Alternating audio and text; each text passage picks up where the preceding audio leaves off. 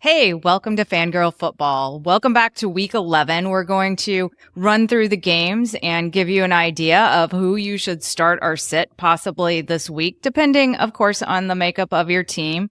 Thursday night threw some fantasy managers for a little bit of a dud game, especially if you were starting Terry McLaurin like I was. I'm kind of in the hole already. So hopefully this weekend's games are going to get us out of the hole. On bye this week, just to remind everyone, we've got the Arizona Cardinals, Carolina Panthers, New York Giants, and Tampa Bay Bucks all on byes and hopefully getting healthy. So we're going to break down the games, and we do this starting with the Vegas line because the Vegas line tells us a lot about how that game is going to go. If that line is high, then they think it's going to be higher scoring, and obviously most of your players are going to do better depending on their matchup. So let's jump into our highest point total game, which is Baltimore at Pittsburgh. Lauren, who are you liking here? I like Baltimore. I know Baltimore is favored. I think this could be a good back and forth game where you can kind of start a lot of people in this game. I know there's one that you're going to have an argument, but you have your must starts of Lamar Jackson and Derrick Henry. The defense on the Pittsburgh side has only permitted 5 scrambles for 15 yards all year, which is kind of phenomenal. So it will be interesting to see if they hold Lamar Jackson back a little bit or if we're able to still see Lamar Jackson just run and pass away. Run. Yeah. And this game's in Pittsburgh. So that, not that it is really far away or anything like that, but it is a home team for the Steelers, and they actually have a home team advantage, not like their stadium's littered with other fans. So that could play into this. I'm still waiting for that Russell Wilson 3 interception game, and maybe I'm going to get it this week. That's actually what I was thinking too. I personally wouldn't recommend starting Russell Wilson.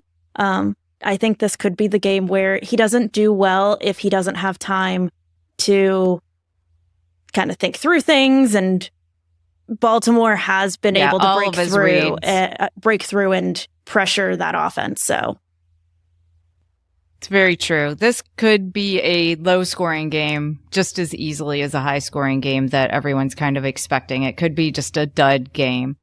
So you've got your must-starts. I don't know after that. Is there anyone else that you're starting after Lamar Jackson and Derrick Henry? I think Pat Freiermuth, we haven't seen him produce a lot this season, but we also haven't seen a lot of tight ends produce a lot. So you're kind of stuck in that, well, if that's the only tight end I have, you're going to start him. Yeah. Good point. How about the running backs for the Steelers, Najee Harris or Jaylen Warren?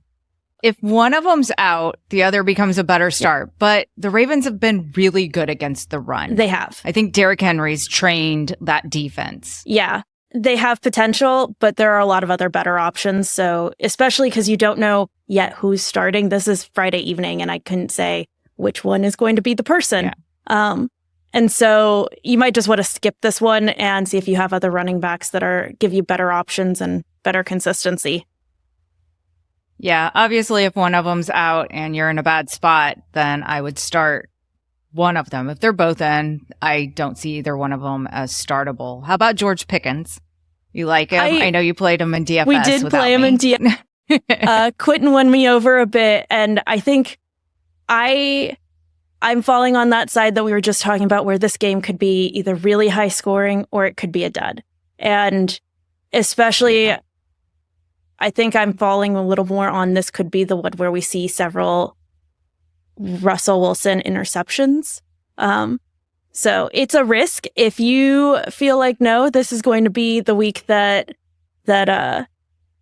Russell Wilson continues to not throw interceptions, go for it. But there is a risk there. And I think that's the bigger thing to say is like, this is a risk for Pickens, and Steelers side, I feel like more than the Ravens side. I would feel more comfortable starting Zay Flowers and kind of some of the other Steelers players. Yeah. All right, so let's move it on. We've got Cincinnati at the LA Chargers, where we've got a couple, East Coast going West Coast situations this week. This one's also at a 48-point total. Bengals are coming off the loss to Baltimore that was just heartbreaking for them. And the Chargers have been playing really, really good defense. So this is going to be interesting because Cincinnati can score points and the Chargers can prevent you from scoring points. I think who do you like? If you have Burrow, you're going to start Burrow. You're kind of hoping if you have Burrow or you have Chase that you're going to have another repeat of last weekend because the Baltimore defense hasn't been super easy. So them coming to the Chargers, theoretically, it could happen. I don't think that we're going to see quite the same thing back-to-back weekends where we have 55-point Jamar Chase and 55-point Burrow, but you got to start them. They're first-round draft picks or your top people, so you're starting them. You've got to start them. Although this could be the get back to average game for sure. And hopefully you weren't like me. I was in one of my leagues. I was playing a team that had both Joe Burrow and Jamar Chase. So I was 100 points in the hole after Thursday night. That is the other thing. That Ravens-Bengals game was on Thursday night last week. So they've had an extended rest period to get ready for this game over the LA Chargers. Yep. And there is something to be said about going west is a lot easier than going east, it feels like, when you travel. Yeah. I will say, I actually would say Justin Herbert might be a good option for quarterback this week. We've been seeing his fantasy point production increase over time. And he scored 2 touchdowns and at least 19 fantasy points in each of the last 3 weeks. So it's not Joe Burrow's 50 point week last week, but that's a solid quarterback fantasy point production. I agree.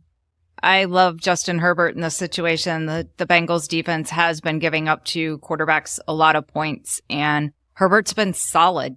Jim Harbaugh has him pointed in the right direction, and he just seems to be building on his confidence, and Herbert's looking better and better. Now, I don't know about any of the wide receivers for the Chargers because we're still trying to figure out that whole situation. So I don't know if you want to start Quentin Johnson. I'd actually say that's a maybe start on Quentin Johnson because he has had double-digit fantasy points in 4 of the last 6 games. So there's a little bit of risk, but I'd feel I know this goes against what Quentin and I were talking yesterday with DFS, but I think better about Quentin Johnston than Pickens. Really? Okay. I think I feel better about Pickens just because he is the WR1, but that's okay. T. Higgins is playing. Maybe we haven't seen much of T. Higgins' production, so he is playing. Okay, well that's a start. You should sit Gesicki. And then the whole running back situation now for the Chargers has gotten a little murky. It used to be just J.K. Dobbins. We knew to play him, but Gus Edwards is back, and they're starting to share a little bit. This is actually a really good matchup for them because the Bengals have been giving up running plays, but now we don't know how much the share is going to be there. Gus Edwards, I feel, is going to eat up some of the goal line production and get a touchdown or 2. Yeah. No, that's too much share there, I think, to make a decision. But, well, you want to move on to Seattle at San Francisco? Let's move on to that West Coast game. 49ers are favored by 6.5, and the over-under is 47.5, and all the key players are going to be back for this. We get DK Metcalf back this week, right? Yes, we do. I'm very excited about that. And I think it's going to be really helpful to the Seattle offense. We haven't seen the strength of the Seattle defense this season, and they've been giving up a lot of points to the run. So they have. So we got McCaffrey back. They played him a considerable amount last week. If you've got Mason, you're benching Mason now because McCaffrey is getting most of the work and looking good. And they've got all of their wide receivers back. Well, except Ayuk, but they have Deebo Samuel. They have Juwan Jennings, Ricky Parasol, and George Kittle. So they've got their full arsenal back. Who do you want to start from that whole mix. I feel like you have to start McCaffrey, especially if you got him as your first round draft pick. He's been out too much this season. You got to make up for it now. Yeah. I would actually say Kenneth Walker III would potentially be a good start too, especially if Bosa on the San Francisco side isn't playing. He is questionable right now, and so if their top defense player is out, that really brings down the San Francisco defense and opens up a lot of options for both Geno Smith to have the time to throw the long balls to Metcalf or Walker to run the ball more. Now with Metcalf back, they've got that potential for passing that had kind of been taken away. So I like Walker to start in this one as well. Obviously, Metcalf. We got to go back to Debo. Yeah. Debo let us down last week and threw up a big dud, but we got to go back to him again. Just like Kittle, I don't think he had a great game. And actually, it says he's questionable. Yeah, I have a feeling this is questionable going to improve. Yeah. I think you're just starting all the pieces in this game. Obviously not Lockett, but JSN is still somewhat startable, I feel like, because he did get a pretty good connection going there with Geno Smith in the last couple games. Going back to that, Bosa being out. If Bosa is in, if you have Geno Smith as your quarterback, as much as I love the Seahawks, and it hurts me to say this, probably not the best game to start Geno Smith. If Bosa is in, that's just going to ramp up the pressure on the Seattle offense. And the Seattle offense is actually also missing their starter center. So that if the combination of Bosa being in and a different center, I just wouldn't risk it. All right. Well, let's move on to Jacksonville at Detroit. What a lopsided game this is. Detroit's favored by 14 points. Oh my gosh. We hardly ever see a 2-touchdown line, but we are seeing it here in an over under of 47. So, hey, Vegas thinks that Detroit's going to get a touchdown for everybody. You've got to start basically all your Detroit pieces, I'm guessing. Jared Goff, Jahmyr Gibbs, Amon-Ra St. Brown. Yeah, you're definitely starting all your Detroit players. I'd probably say sit any Jacksonville players you have. I mean, Bigsby is out, so you're already not starting Bigsby. ETN's back, so you're probably also considering not starting Bigsby outside of him being out. But I don't think this is the week even to start ETN or Ingram, because Detroit's defense has just been beating up opposition teams. They have, but I will point out, when they beat up the Tennessee Titans, they still let them score points. And the Titans aren't that good, but we've got Mac Jones playing quarterback for the Jaguars, and a lot of their other weapons are out as well. So I honestly like starting Travis Etienne, because I think that there'll be a lot of dumping off to the running back. So, and Evan Ingram, they're going to have to pass. They're going to be behind. And we've seen that after, Detroit scores its 40 points, things can get sloppy. So I think the only way that this isn't a good start for some of these Jacksonville pieces is if somehow Jacksonville defense could keep this competitive. And I don't think that's happening. So I could start ETN. I mean, with Bigsby out, he's not sharing. He's going to get targets because other people are out as well. Yeah. I just don't see them allowing him to run very much, especially as you start narrowing down what options a team does have to send. Like when you start taking away wide receivers, you can't pass as much. Defense can read pretty much what you're going to do and know where to go. It can, but I think they can have him involved in the short passing game to pick up some more points. So I kind of like him there. Let's move on to a game that's a little more fun. Kansas City at Buffalo. So we've got the Chiefs, 9-0, going to Buffalo. Buffalo is favored. They're at home. So is this going to be, we'll let them be the favorite. The Chiefs' first loss of the season? So I read that the officiating crew doing this game, the Chiefs have never lost under that referee.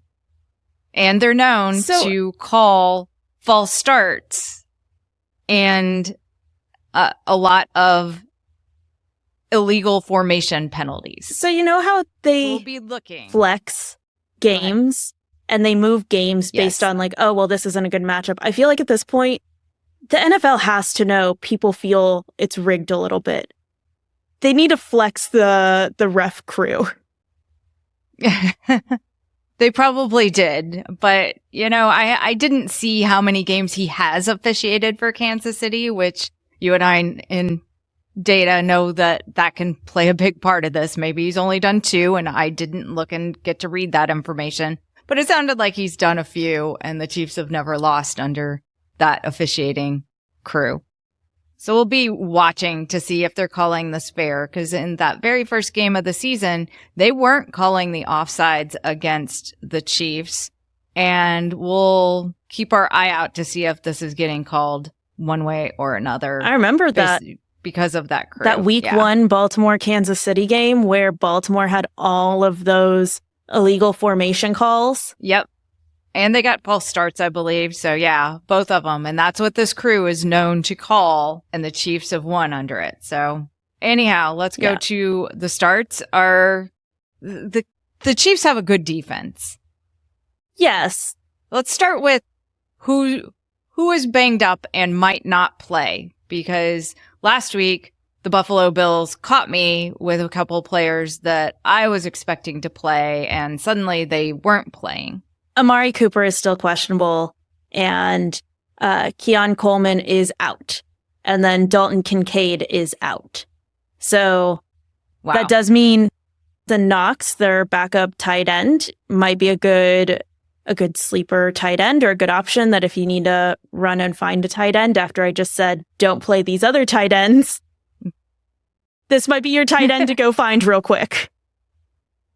This might be it. Yeah, I'll pick up Dawson Knox and give him a go, because they're down a couple pieces and they're going to need them in this game. Pacheco's still on IR too.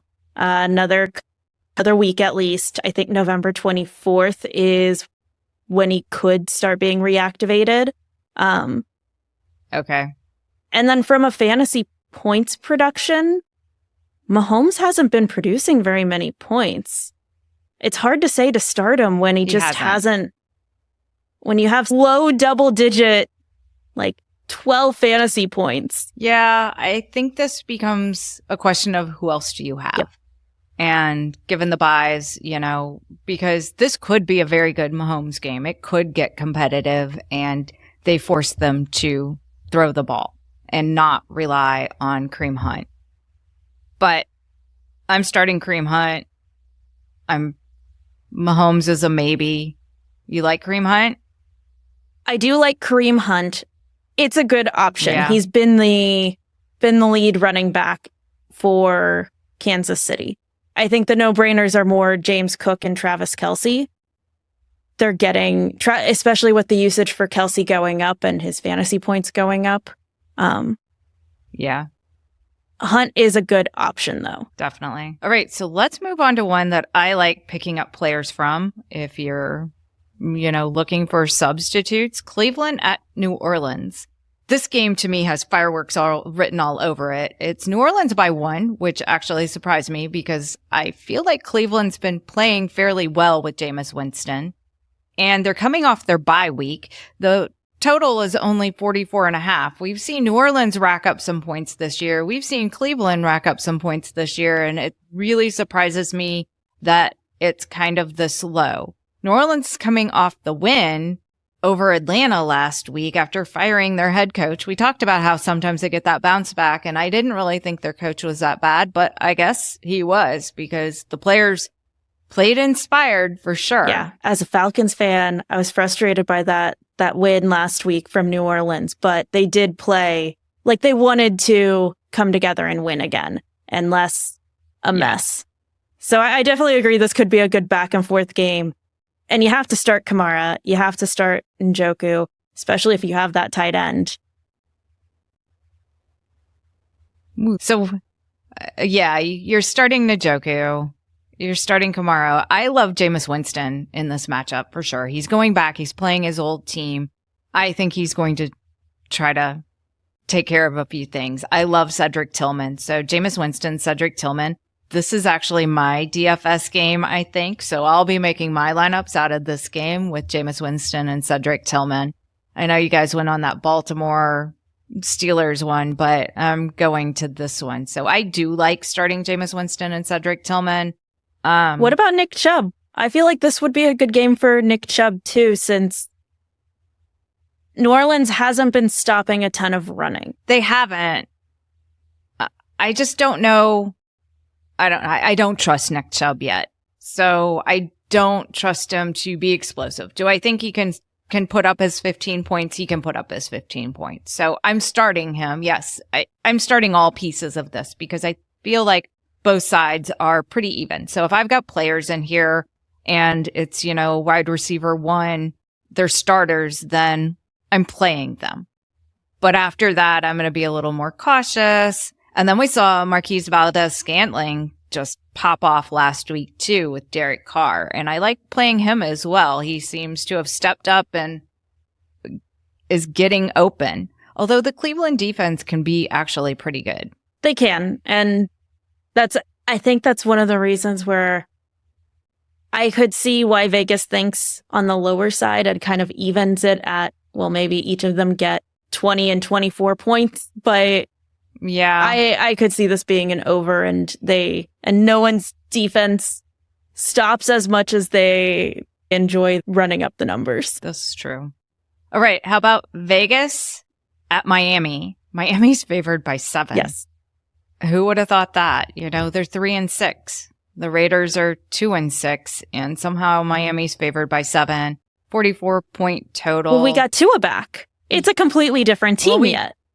I mean, we need to we did, but remove some of those games essentially from the 3-6 Miami and pretend they didn't happen. But I don't think that's how this works. Yeah, it's not how it works. And the coach was still coaching, and they were still in games that they lost in some pretty bad fashion.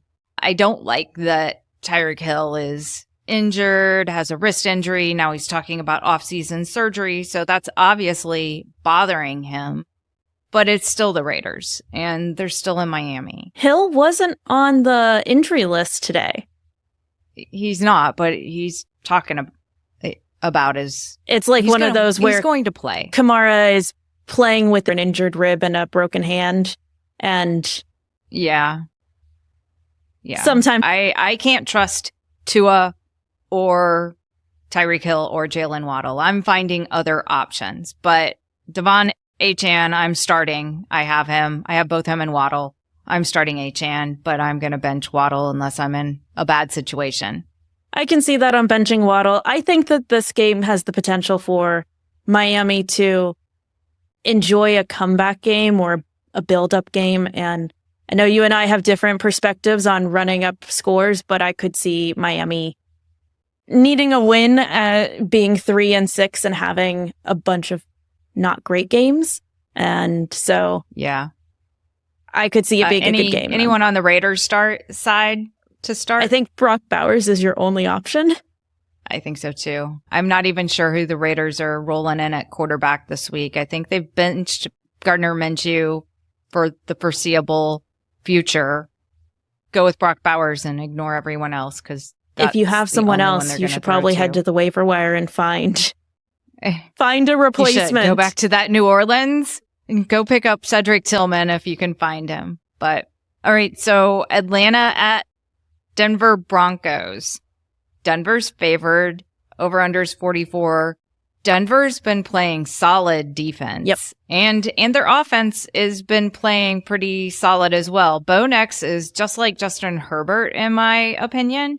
And he has been getting consistently stronger and a dependable start. And I like him in this matchup at home in Denver to start if you've got a bye week need, for sure. Definitely. I agree there on Bo Nix. And then, I mean, you have to start Bijan Robinson because first round draft picks, you just keep starting them.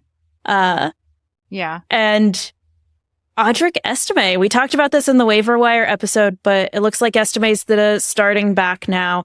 And he's likely to get the lion's share and have a good day. Atlanta's not consistently shutting down the run. And so I think there we could see Estime have a great day. I think we could too. It's kind of interesting what Sean Payton's doing. He gets on these players. Like last year, he was all on Bo Nix, and we thought he was a little crazy. And now we're starting to talk about Bo Nix being an actual good starting quarterback.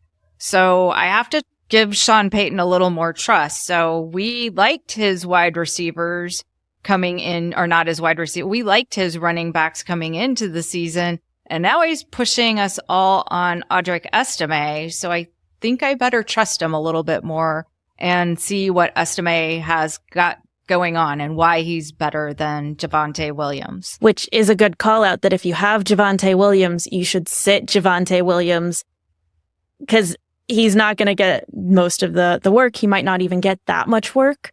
Yeah. And Bo Nix has got it going on with Cortland Sutton, too. So I like starting Cortland Sutton if you need a wide receiver 2 or a flex spot as well. It does look like Mooney will be playing this weekend. So you do have the option of London and Mooney. There are other better people out there, but if you do not have other better people, this is who you're starting. Yeah, I feel like this is going to be a difficult game for Atlanta. We'll see if we can get some Kirk Cousins magic going, but the Denver defense has just been a little too solid, and it's in Denver. We're going to see a lot of oxygen use on the side of that, on the Atlanta side, I'm guessing. Probably, yeah. That's a good point. Well, let's chat. So Indy is heading to the Jets. Jets are favored by 4. Over under is 43.5, and I think I heard that Richardson is starting again. They've benched Flacco and they've gone back to Richardson. The whole Flacco experiment didn't work. Yay. I get to watch Anthony Richardson again. I don't know about that. I kind of feel like Indy's looking for who are we going to throw under the bus? Somebody's got to go under the bus this season because it's not working out, and they've had Jonathan Taylor and Anthony Richardson available for a good portion of the season. So is the coach going under the bus? Are we throwing Joe Flacco under the bus? Are we going to throw Anthony Richardson under the bus? Right now, I think they're going to throw Anthony Richardson out there and give him enough room to run under that bus himself. And you don't see it as we'll see if he can getting him out there to, if someone's going to throw interceptions, at least Richardson's getting some experience and maybe will grow and get better. He might. So this needs to be kind of the Drake May situation where we are seeing Drake May learn and get better. And Anthony Richardson needs to do the same thing. He can't be, delivering 45% completion rate games. So we're going to see what he's got and if he is able to do anything or if the Colts just need to move on next year when they go to the draft. So starting in this game's in New York. I think you have to start Breece Hall and Jonathan Taylor. You do. You have to give both of them a shot. Garrett Wilson, he was a top draft pick as well, so you're probably going to give him a shot. Jets are going to go down with Aaron Rodgers. They sold off everyone else and got rid of everyone else, so Aaron Rodgers could lead this team, and he's leading them into the ground, but that's where everyone's following him. I don't think you start Aaron Rodgers. You probably haven't been that desperate this year, so I wouldn't start him. You've moved on from Anthony Richardson. I don't like starting him either. Devontae Adams might be good for a touchdown because Aaron Rodgers loves to get him the ball, but that's about it. And then any other wide receiver on the Colts side has got to take a giant step back with Richardson in that game. So I wouldn't start any Colts wide receiver with Richardson in that game. Yeah, that's kind of how I was feeling too. There's other better options or waiver wire options. All right, let's move it along. So we've got the Rams at New England. So we've got West Coast coming to the East Coast. This is the one where we usually like that West Coast team pretty well, and we probably like them better anyway. And they're favored too. They are. That's surprising. So they're favored by 4.5. And they have a 43-point total. Everyone's still healthy, so you're obviously starting Cooper Kupp, Puka Nacua, hoping he doesn't get himself ejected from a game and doing things stupid like that. Kyron Williams, all of the Rams players are starts. Matthew Stafford, I even like in this game. I don't know they'll have to do a whole lot, but if we like Kupp and Nakua, we got to bring in Matthew Stafford, I feel like, and he shouldn't be making a lot of mistakes against the Patriots defense. Yeah, and I think that this is one where you could start Hunter Henry. He'll get you the couple of points you need for that tight end role. Yeah, I think that the Patriots have a chance here. The Rams defense hasn't been that strong.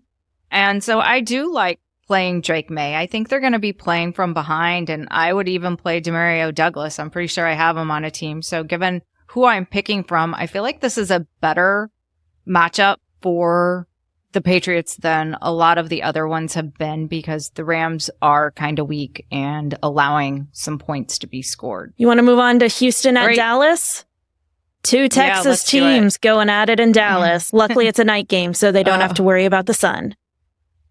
Oh, this is Monday night. Yeah, so they don't have to worry about it in Texas Stadium. Oh, my. Houston's favored by 5.5, 42-point total. Cowboys strengths. Do they have any? Is there anyone on the Cowboys that you want to start in this situation? Texans have been playing decent defense, and CeeDee Lamb's been beat up, and he's got Cooper Rush at quarterback. They've all been debating whether there's going to be a quarterback change. I don't even know who that would be. It's not going to be this week. So I don't really like starting any of the Cowboy players in this situation. I think they all just, Cooper Rush can't lead them. I would solid say sit your Cowboy players this week against Houston. I know Houston defense hasn't been consistent this season. We've seen some games where they're amazing and some games where we don't see them stopping very much of anything. But even so, the Cowboys are just not showing up this season. Yeah, I love Joe Mixon in this game. Joe Mixon could just run all over the Cowboys defense. So Joe Mixon, obviously, you're going to start him. Nico Collins, we haven't seen a whole lot since he's been back, but you can't bench Nico, right? Not knowing they he's don't in. have to do a whole lot. Yeah, but that's probably it. It'll be his second game back from the hamstring injury. This is a perfect game for him to stretch his legs and get some running in. That's true. Or they just don't risk getting him injured and push him off to the side. You still, I think, have to give Nico Collins a chance. I'm probably benching Stroud as long as I have another option in this game. I just don't see that they're going to have to do a whole lot. And if I have somebody else, I would rather play Jameis Winston, I feel like, in this situation than Stroud. Better potential upside for Winston, I think. Yeah. And since I played McLaurin the other night, I need a boost. I don't need just getting my 15 points. This is too one-sided. All right, so Green Bay at Chicago is our next game. Green Bay's favored by 5, over-under's 40.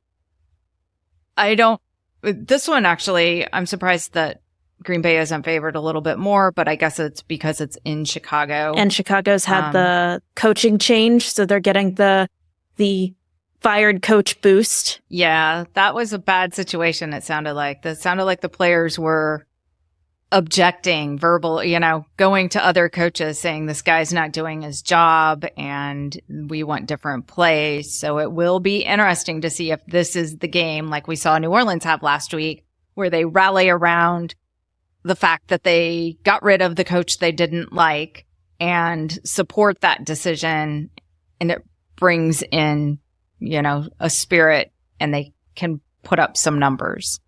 The problem is the Green Bay defense has actually been legit and stopping everybody. They're not shut you down kind of legit, but at the same time, Caleb Williams isn't that great of quarterback either. So I'd say I'm not playing Williams. I'm sitting Williams, and I'm not in love with a lot of the Green Bay players. Obviously, you're going to start Jordan Love. I feel like he's Jordan Love, and he's in a good situation against the Bears defense that has been allowing a lot of production I do like DeAndre Swift for the Bears. but at the same time, Green Bay could just be zeroing in on that running back. So he's kind of a risky start, in my opinion. And Tucker Kraft Anyone is else? back. I mean, if you have him as a tight end, once again, if you can go and look for something better on the waiver wire. Yeah, I don't like how Green Bay spreads it around to their wide receivers. I don't want to really pick who's going to get it this week. I feel like Keenan Allen's a really interesting play because if we can see Caleb Williams do anything, it might just be a couple big shots to Keenan Allen or to DJ Moore. Either one of those, I feel like. But I don't want to start him. I don't want to depend on him. So our last game is Minnesota at Tennessee Titans. Seems like it should be another lopsided game. Minnesota's favored by 5.5. Over-under's 39.5. We're getting kind of into stinky territory here. What Who are you starting in last this one? week? I don't know. Sam Darnold doesn't know who he's playing for and just kept throwing it to the wrong team, trying to... I don't know. It was bad. Justin Jefferson was worth like nothing. And you've still got to go back to Justin like Jefferson. Oh, yeah, definitely. But you still got to start Justin Jefferson. He's Justin Jefferson. Yes. He ought to be getting the ball. After that, I think I'm just staying away from this game. If I don't you want are like any me part of it and stuck between Darnold or Williams, I'd probably say Darnold over Williams. I think I would go with Darnold. I think he bounces back from his last couple bad games, and we see him pick up the production against the Titans defense that has been like a speed bump. We do have Ty Spear coming back, so it's not a week for Pollard either. Tony Pollard? Nope. All right. Good to know. And then Aaron Jones is back as well. Yep. So he's a good start as well. I'd start Aaron Jones. Calvin Ridley's kind of an interesting one. He's been getting it done the last few weeks, and I keep not believing in him. So if you need that flex play, that wide receiver 2 or 3, what the heck, I'm going to play him. I like Calvin Ridley because whichever quarterback's in there, they've been running the plays to go to Calvin Ridley. They're going to be behind. And we've seen him have good weeks. 2 weeks in a row now, almost, I think. Yep. Have to break out my Ridley jersey. Well, there you go. Well, that does it for week 11.